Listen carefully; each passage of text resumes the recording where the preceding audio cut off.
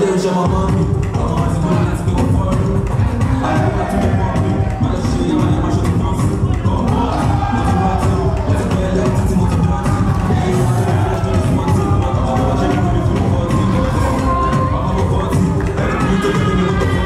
Olha, eu não vou desmaiar, eu te amo. Mas só que ele pode que tem mais pode. Cash money, tem money, I feel that. Feel that, it's right, it's right, it's right. I told you one time, you don't do that.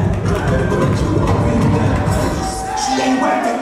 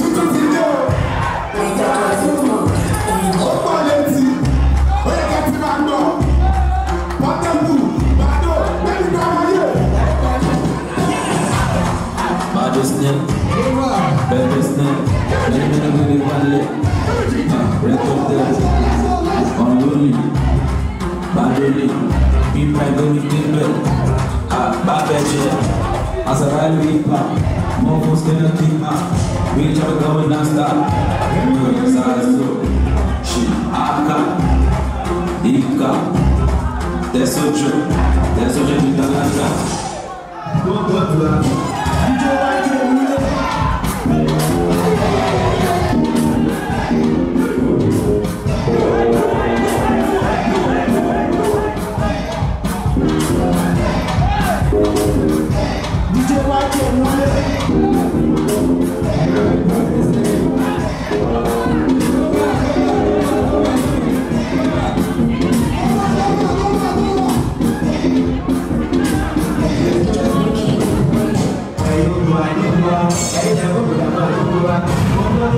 video hấp dẫn.